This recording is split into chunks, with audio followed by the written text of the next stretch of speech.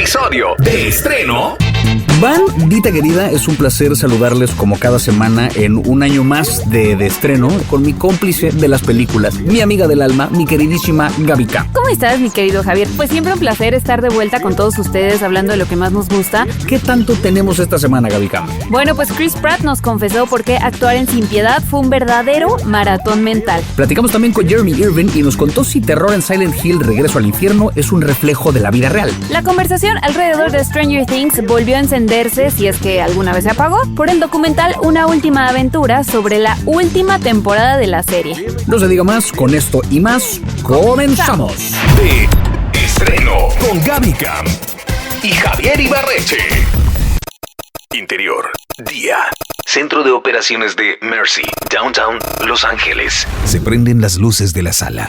El detective Chris Regan despierta y descubre que está atado a una silla frente a una pantalla donde aparece la juez de inteligencia artificial que se llama Maddox. Detective Raven, I'm Judge Maddox, and this is the Mercy Capital Court. Ella le informa que es culpable del asesinato de su esposa. Detective Raven, you're before this court today charged with the murder of your wife. Tiene 90 minutos para demostrar su inocencia y no ser ejecutado.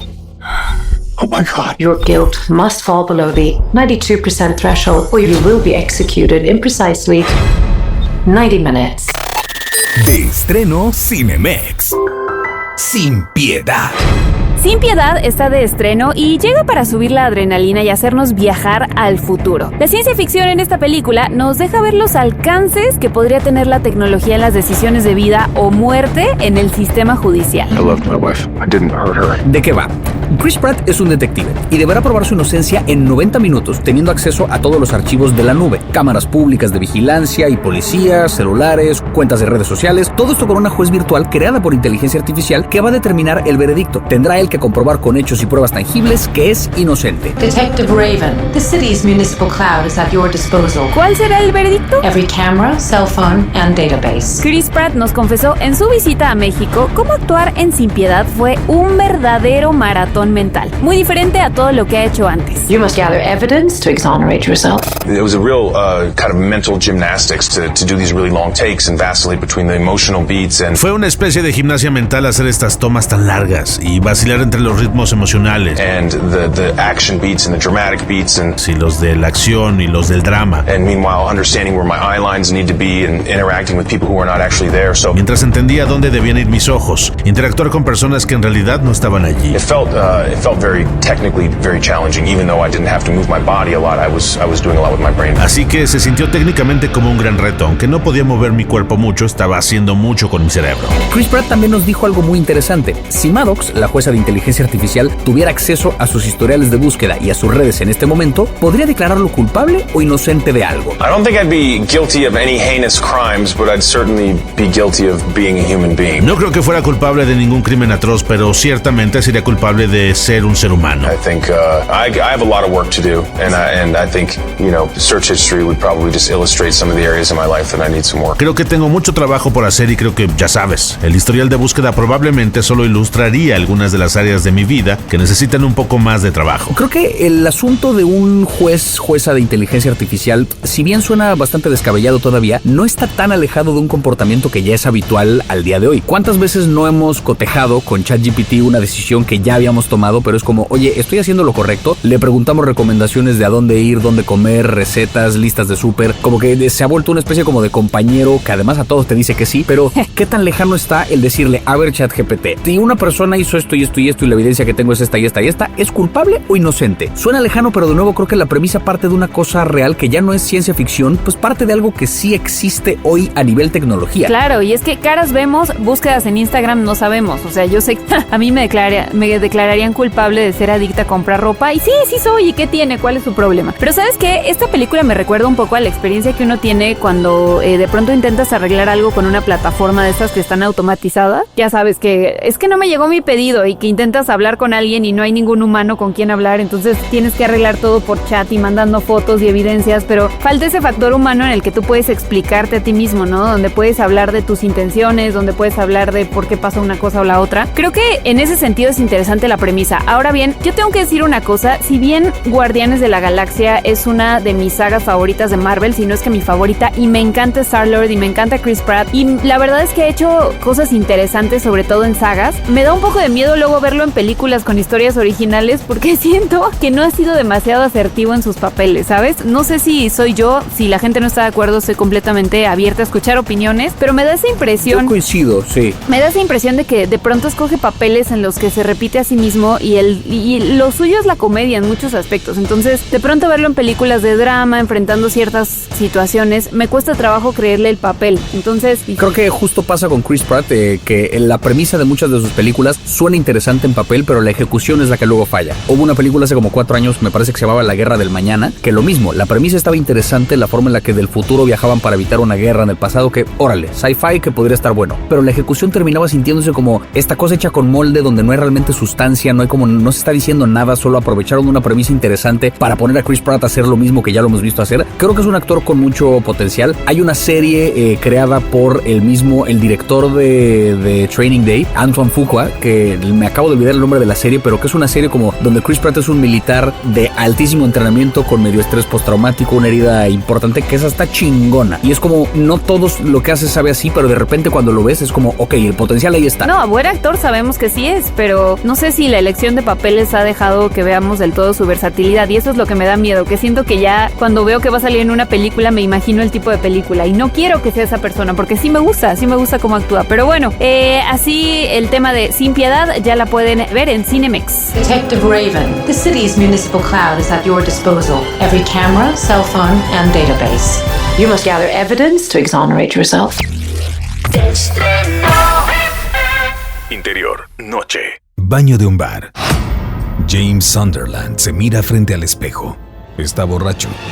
Saca una hoja de papel de su bolsillo y lee una carta de su amada que dice: Please come back to our place. Vuelve a casa. Love, Mary. Hold the darkness, you can't give it away. De estreno en Cinemex. Terror en Silent Hill. Regreso al infierno. A todos los fanáticos de este videojuego, prepárense porque ya se estrenó la nueva película de la franquicia que promete más terror, más sangre y más oscuridad. Esta nueva entrega se basa en el destino de James Sunderland y cómo metafóricamente vuelve al inframundo a salvar a quien fue el amor de su vida, Mary.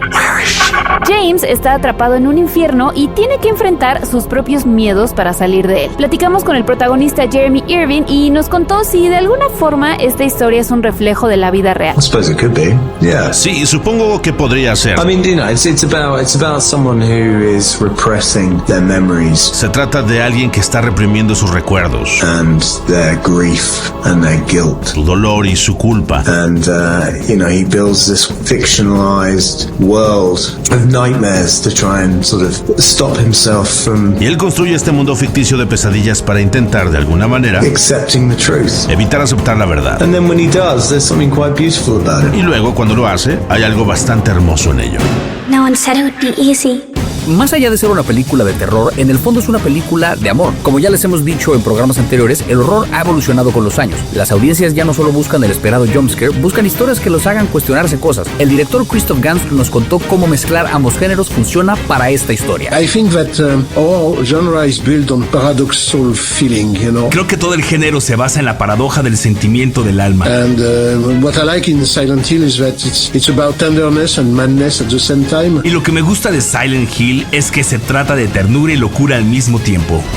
Silent Hill es una cosa bien difícil de adaptar y eso creo que ya lo vimos con el intento que al final nunca existió de este juego del que salió solamente un teaser en el Play 4, que es un juego que dirigía Guillermo del Toro, producía Hideo Kojima, protagonizaba Norman Reedus. Habló de un videojuego de Silent Hill que tiene un teaser jugable que fue de las mejores cosas que se jugaron jamás en una consola. A la fecha se venden de repente en eBay consolas del Play 4 que tienen descargado el playable teaser porque ya no se puede conseguir en ningún lado, o sea, solamente existió durante esa temporada. Fue como icónico lo que pudo haber haber logrado esta historia que se quedó solamente en la idea, en el potencial. Siento que eso le ha pasado a esta historia, que es una historia que no ha terminado de agarrar como hasta ahora, no ha salido la forma definitiva de adaptación, sigue todavía como en esta idea de puta, lo que podríamos lograr, pero no se termina de lograr. Y eso creo que tiene su valor también, que está interesante. Es que hay que decir una cosa, adaptar un videojuego es complicadísimo, o sea, creo yo que son dos experiencias completamente diferentes las de ver una película que la de jugar un videojuego, ¿no? Es muy difícil, ¿cómo decirlo? Es muy difícil adaptar la experiencia de un jugador a la experiencia de un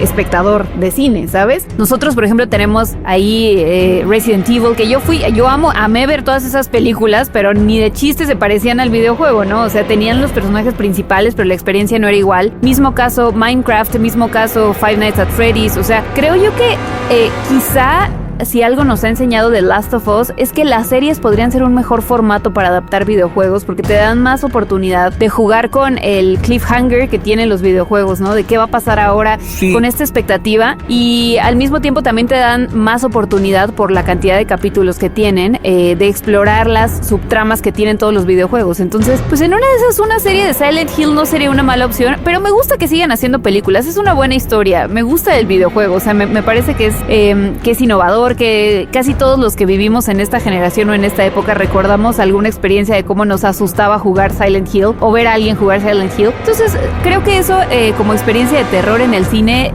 se puede traducir. De estreno con Gaby Cam y Javier Ibarreche. De estreno.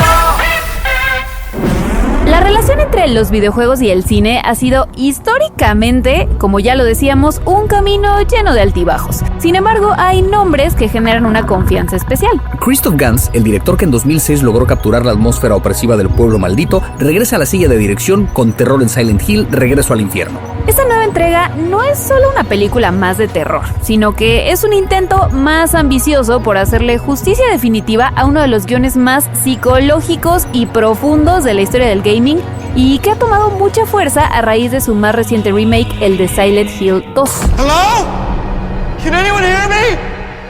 A diferencia de otras adaptaciones que apuestan por la acción desenfrenada, esta película parece entender que el verdadero horror de la franquicia reside en la psicología del protagonista. Cada monstruo, incluyendo al icónico Pyramid Head, no está ahí por azar, sino como una representación de los traumas y el castigo emocional del personaje principal. La ambientación se mantiene fiel a la niebla espesa y la oscuridad total del videojuego y trata de sumergir al público en una pesadilla visual que se siente como si el videojuego hubiera cobrado vida de forma orgánica. Esta cinta, sin duda alguna, se perfila como el homenaje definitivo, buscando ya cerrar la brecha entre los jugadores y el público del cine, que es un poco lo que hablábamos hace un rato, y que busca una historia de suspenso madura y desgarradora, acompañada de un soundtrack memorable de Akira Yamaoka, el creador de la banda sonora original del videojuego. Eso me gusta, esa es una gran decisión, porque gran parte del suspenso de los videojuegos es la banda sonora.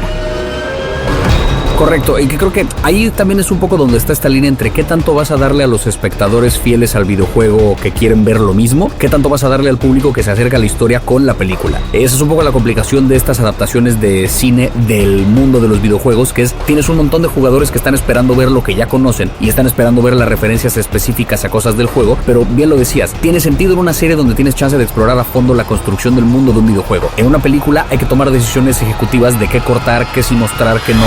Hay un montón que no va a salir, entonces vas a terminar no complaciendo del todo a los fans del videojuego, pero también tienes que pensar en los fans nuevos que van a llegar a la película sin haber jugado el juego, porque no todos jugamos Silent Hill, no todos conocemos a fondo la historia, queremos ver una película que funcione. Es un poco mi gran bronca con Five Nights at Freddy's, que creo que es una mierda y que creo que tiene que ver con que trataron de complacer a los fans del juego, pero no del todo, porque ni es tampoco tan sangrienta y que fue como guácala. Esta, ahora sí que por los elementos que trae, perfila para hacer una buena adaptación. Creo yo que son lenguajes difícilmente compatibles, el cine y los videojuegos, no imposibles, pero difícilmente compatibles. Yo creo que hay que normalizar que difícilmente cuando vayas a ver una adaptación de lo que sea, o sea, de un videojuego, de una novela, de una serie, de lo que sea, vas a ver lo que esperas ver. O sea, imposible complacer a todos los públicos. Creo que si llegas con la idea de ver una historia nueva inspirada en lo que ya conoces, puede que disfrutes más cualquiera de estas adaptaciones.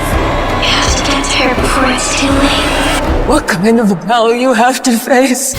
De estreno con Gaby Cam y Javier Ibarreche. La conversación alrededor de Stranger Things no termina, se sigue encendiendo, se apaga, se enciende, se apaga, se enciende, pero no precisamente por ese nuevo episodio que si te quedaste esperando, perdón, pero sino por el documental Una Última Aventura, que muestra cómo se hizo la última temporada de la serie en Netflix. Writing the last lines that these characters would ever say, it was really hard to do. El documental es un detrás de cámaras emocional. Vemos al elenco despidiéndose, a los hermanos Duffer hablando de cerrar la historia y todo el reto que implicó terminar una de las series más importantes de los últimos años. Pero, junto con la nostalgia, obviamente también llegó la polémica. A partir del documental se reavivó la teoría del Conformity Gate, esta idea de que puede existir un episodio final oculto o algún tipo de continuación. El caso es que el final que vimos, según estas personas, no es el verdadero final, a pesar de que se dio oficialmente por terminada la serie, y la especulación alrededor del Conformity Gate estuvo tan grande que los fans estuvieron especulando que el 7 de enero Netflix iba a estrenar un episodio y hasta tiraron la plataforma por tratar de constatar si ese episodio existía. He walks away and closes the basement door. End series. Y encima de todo esto, el documental reveló decisiones que dieron mucho de qué hablar.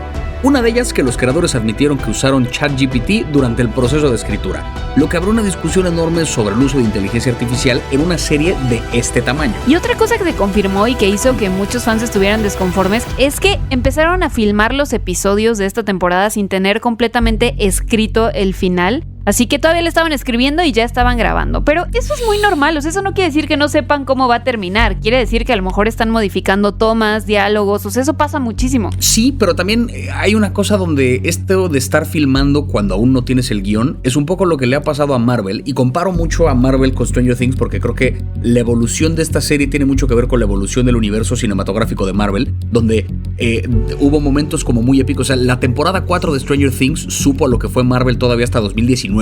No como una construcción de un gran villano, una historia épica, la escala de la acción, la música, como que todo tenía una cohesión muy especial. La quinta temporada, si bien arrancó fuerte, de repente como que se desinfló, los personajes estaban todos blindados de cualquier posible peligro. Hubo una cosa donde como que incluso el Upside Down se sentía menos peligroso que en las temporadas anteriores, como que le faltó color, le faltó profundidad. Hubo un montón de cosas que decepcionaron y que recuerdo un poco a cómo evolucionó Marvel también. ¿Qué es lo que pasa? Que muchas de sus películas Marvel justamente empieza a filmar sin tener guiones terminados, porque como hay que respetar la continuidad de mil chingaderas que ocurren antes y después, no pueden terminar su guión porque pues le siguen dando indicaciones de arriba. Por eso James Gunn, parte del éxito creo yo que tuvo Superman a nivel calidad, fue que nunca empezó a filmar hasta no tener el guión definitivo de lo que iban a filmar, porque con una película de esa escala, pues un pequeño cambio puede costar un montón y puede perjudicar la calidad, por ejemplo, de los efectos visuales. Stranger Things no tenía una continuidad con otras series que respetar, o sea, digamos, es su propio universo, pero sí es una decisión que se percibe cuestionable cuando le sumas a eso el hecho de que usaron ChatGPT, que es una herramienta que puede ser utilizada, o sea, como guionista puedes agarrar para pequeño escalón de, oye, recuérdame cómo era esto, dame el prompt de verdad, pero pues sí pone un poco en duda el qué tanto la serie fue, ahora sí que una creación artística y qué tanto fue como una cosa que escupió un algoritmo que dio lo que pensaron que era necesario darnos. O sea, sí creo, entiendo el porqué del descontento con toda esta controversia. Yo también. A ver, yo creo que hay, y no habíamos hablado de este tema, así que me encanta que lo pongamos sobre la mesa. Creo que ni tú y yo habíamos hablado de este tema de qué te pareció el final de Stranger Things. Sí, de hecho. Para mí hay una cosa que le jugó en contra absolutamente al final y fue el hecho de dividir la última temporada en 3. O sea, eso le dio demasiado tiempo a la gente de especular y entonces, ¿qué pasa? Que si tú te metes todos los días a internet durante 2 meses o el tiempo que estés esperando a que estrene la otra parte de la temporada y empiezas a leer estas teorías, te empiezas a generar expectativas de que el final va a ser algo así. Y si el final no es algo así, entonces te decepcionas. O sea, creo que si hubieran estrenado la temporada completa, el sabor hubiera sido otro. Porque no es un mal final. En realidad yo creo que no es un mal final. Hay una cosa que a mí me dio mucha bronca del final de Stranger Things y es que yo me acuerdo que en mis clases de creatividad literaria, mi profesor de la universidad siempre decía que si tú pones un clavo en una pared es porque vas a colgar un cuadro. O sea, tú no puedes poner un clavo y no colgar un cuadro, eso ¿sabes? Es. Y Stranger Things colgó 15 millones de clavos donde no colgó cuadros, como por ejemplo, ¿por qué nadie se cuestionó que Joyce y Hopper conocían a Henry de la juventud? O sea, eso fue como, sí, eso pasó. Sí, o sea, como que todos estos elementos de cosas que no terminaron de aterrizar un montón, lo que le llaman creo que este concepto del arma de Chekhov o la pistola de Chekhov, que es como, si vas a poner una pistola, o sea, tenía que ver con el teatro, ¿no? Pero es como, si en la obra estás describiendo que hay una pistola ahí exhibida, metida en la pared. Claro. Porque en algún momento de la obra se va a disparar. O sea, no puedes solamente como ponerla y no usarla, o sí, pero estás subvirtiendo expectativas a propósito. No fue el caso de Stranger Things. Me recordó un poquito este capítulo de Los Simpson de, pero ¿cómo? ¿Fue un final feliz? ¿Un final triste? Fue un final y basta, dice Marge Simpson. Creo que eso fue un poco el final de Stranger Things. Fue un final y basta, como que solamente la historia concluyó. A mí sí me pareció como bastante flojo que los personajes estuvieran tan a salvo del peligro, que nadie muriera, como que se sintió medio mañoso, que es como, el riesgo estaba ahí posible, pero esta cosa como de no, o sea, el final me parece que es como, ok, después de una temporada bastante débil, para nada fue la mejor temporada, pero el final sí fue el mejor capítulo de la temporada, o sea, como que terminó bastante y que me parece mejor que espantoso. Exterior, noche. Campamento rave en el desierto del Sahara. La cámara al ras del suelo captura los pies de cientos de personas saltando. El polvo se levanta. El tecno industrial se escucha a todo volumen. Nadie mira a nadie, solo escucha. Sirat, trance en el desierto. Hacía tiempo que una película no me provocaba tantas emociones como lo que me provocó Sirat.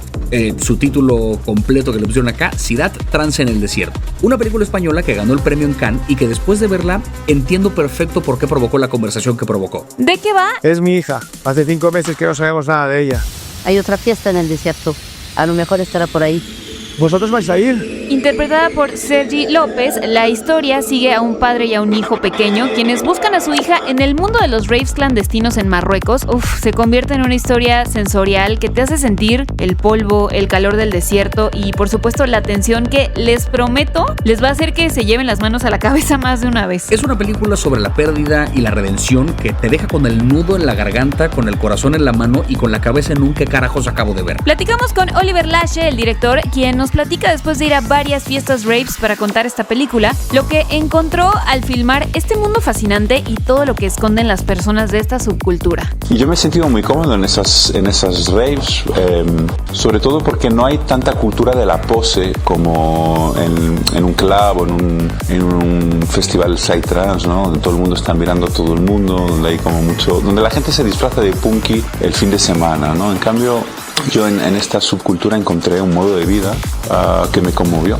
La gente además, bueno, yo pertenezco como todos en la sociedad, creamos una imagen idealizada de nosotros mismos. No nos queremos, entonces creamos esta imagen para querernos y nos sentimos identificados con ella. En cambio ellos se ha roto esa imagen idealizada, la vida les ha golpeado con fuerza, de esto habla Sirat.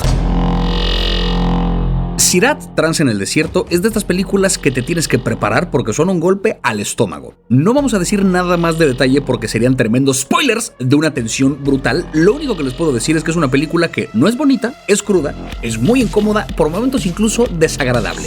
Y ahí te va como dato curioso, algunos de los protagonistas de esta película fueron casteados en los raves, o sea, es gente que realmente iba a raves. Y le preguntamos a Oliver Lache, el director, ¿cuál de las historias de estos protagonistas le impactó más? Todos me han conmovido. Tonan se ha dedicado toda su vida a... Es un verdadero pirata, es hijo de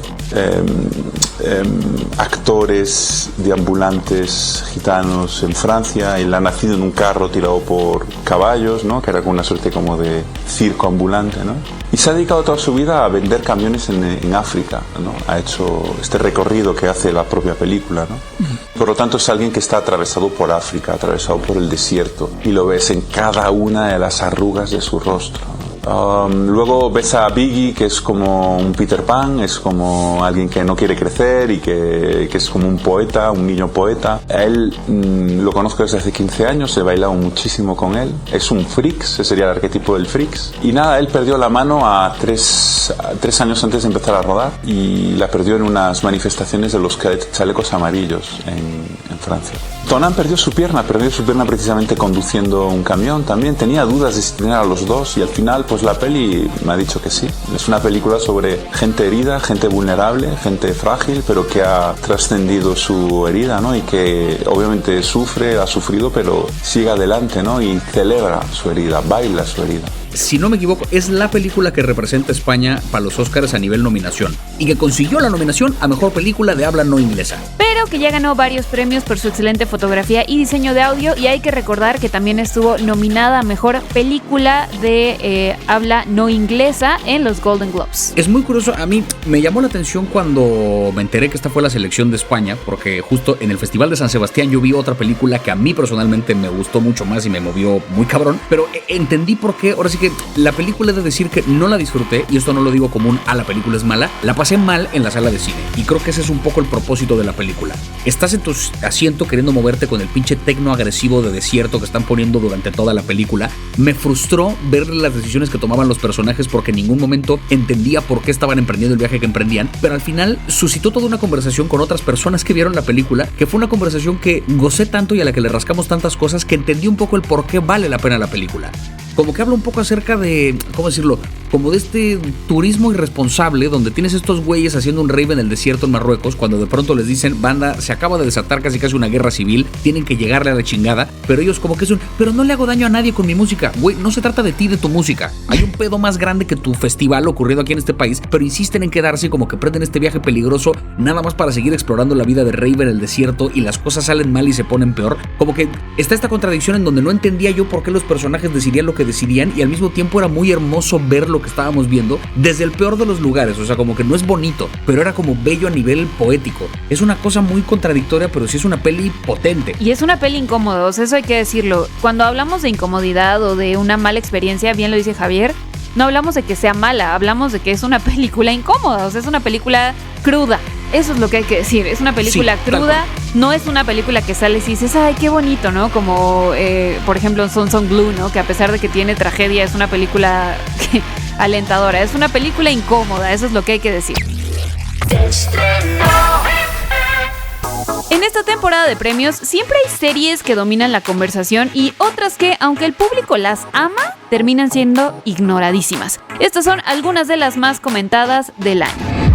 Andor. Tenemos que empezar con Andor, la serie de Star Wars protagonizada por Diego Luna, que se consolidó como una de las propuestas más maduras y políticas de toda la franquicia. Para mí la mejor cosa que se ha producido de Star Wars, punto. Para mí, es la cosa más increíble que he visto de ese universo. Yo me parece que es una barbaridad y no puedo creer que no ganara más premios. Y totalmente de acuerdo contigo, porque creo que Rogue One también es de esta última etapa de Star Wars lo mejor que se ha producido, ¿eh? Y fue muy reconocida en premios por su guión y su ambición narrativa, pero Andor no brilló por grandes escenas de Jedis ni por fanservice. Fue una historia llena de espionaje, opresión, resistencia. I believe we are in crisis. What are they doing? Y además es una serie que demuestra que Star Wars también puede ser adulto, oscuro y profundamente humano. They're so proud of themselves, so fat and satisfied. They can't imagine that someone like me would ever get inside their house. Y aquí voy a tomarme un minuto para recordarle al mundo que Diego Luna es el primer latino en protagonizar una película o una historia o una serie de Star Wars. Ha habido latinos en personajes secundarios, pero protagonizando, Diego Luna es el primero. Cassian Andor, the Empire is choking us so slowly. Welcome to Derry. Uno de los grandes temas fue Welcome to Derry. Mucha gente se sorprendió de que quedara fuera de varias nominaciones, sobre todo porque fue una de las series más vistas del año y además más queridas tanto por los fans como por quienes nos sumamos de nuevos. Soy una de esas.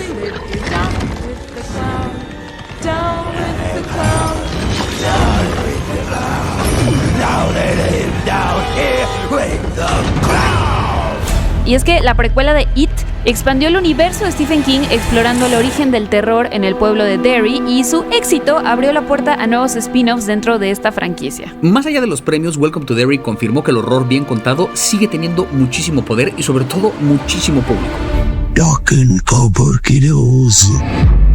Adolescencia.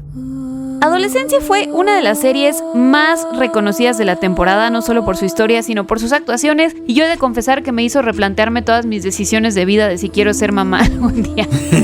Owen Cooper hizo historia al convertirse en el actor más joven en ganar un Globo de Oro y un Critics' Choice, gracias a un papel durísimo y muy expuesto emocionalmente. You need to sit down, Jamie, if you don't sit down, does that mean you don't know what you just won't tell me? Nothing's been decided yet. You need to sit down. I don't want to sit down. If you don't sit down, I have to stop this discussion. Maybe I want you to. Do you? It'd piss you off that, wouldn't it? Y a eso se suma Stephen Graham, que fue uno de los actores más premiados de toda la temporada. Su trabajo volvió a demostrar por qué es uno de los intérpretes más sólidos y respetados del Reino Unido. Adolescence sí fue un fenómeno indiscutible, fue la cosa más vista en Netflix durante el rato que estuvo saliendo, merecidamente creo yo. Gran serie en cuanto al contenido, en cuanto a la forma, ¿no? Que cada capítulo fuera un plano secuencia, y no fue ninguna de la temporada de premios, al contrario.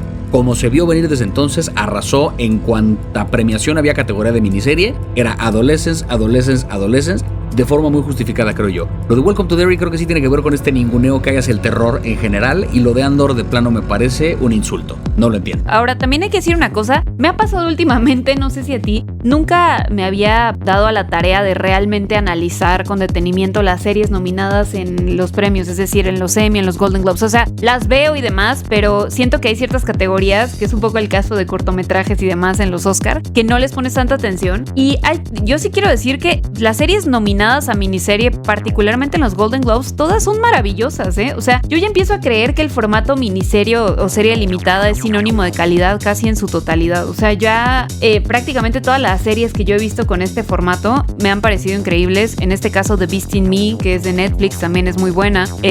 All Her Fault, de Prime Video, que es la serie por la que todos pensábamos que Sarah Snook se iba a llevar el Golden Globe, pero no. También buenísima, The Girlfriend, y por supuesto Adolescencia. Qué bien contada es esa historia. O sea, es espectacular, es todo lo que plantea o todo lo que pone sobre la mesa de qué tanto los padres tienen injerencia en las decisiones de los hijos y qué tan al pendiente realmente estamos de los adolescentes, de si tienen algún problema, qué tanto estamos cerca, aunque creemos que sí.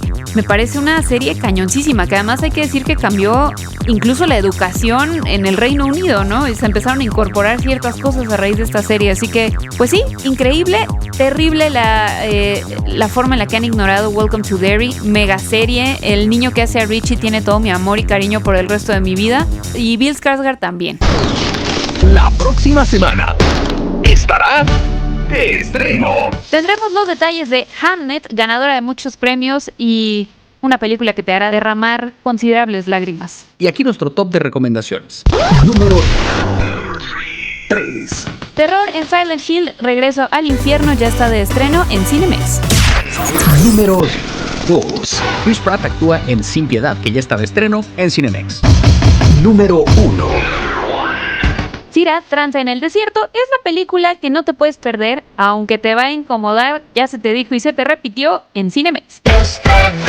Y así, bandita querida, llegamos al final de otro episodio de Estreno. Les recordamos que pueden todavía seguir participando para la nueva tarjeta de estreno Cinemex, la tarjeta con la que tienen cine para todo el año y acceso exclusivo a diferentes eventos en los que participa de estreno. Ya hemos comentado varias veces cómo participar, es cosa de inscribirse en los40.com.mx o wradio.com.mx y recibirán una llamada con una pregunta. Toda esa dinámica la hemos platicado más de una vez, pero será muy divertido y muy emocionante verles por ahí ganándose la tarjeta y verlos en el cine en algún momento, en alguno de los eventos de estreno. Por mi parte, eso fue todo. Me siguen en redes sociales como @ibarrechejavier. A mí me siguen como @gabicam40 y al programa como @deestreno.mx. Yo sí quiero saber sus opiniones del final de Stranger Things, ahora que ya pasaron algunas semanas y ya los digerimos. ¿Qué opinan? Cuéntanos en @deestreno.mx y recuerden que si se perdieron cualquier episodio de este programa que hacemos con todo el cariño y el amor, cada semana Javier Ibarreche, yo su servidora Gaby Cam y todo un equipo de producción maravilloso, tenemos una versión podcast en todas las plataformas para que no se pierdan ni un solo episodio de estreno. No siendo más, nos escuchamos la próxima semana aquí en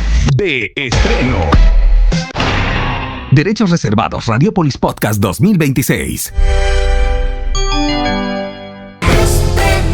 Este 2026 estamos regalando la tarjeta más exclusiva del mundo del cine. Participa en los programas de los 40 y gana la única tarjeta que te lleva al cine gratis todo el año. Estamos marcando de Ya Párate de los 40 y te voy a hacer una pregunta porque tú te registraste en los40.com.mx. ¿Sabes cómo puedes ir al cine este mes? Con mi tarjeta de estreno Cinemex. ¡Sí!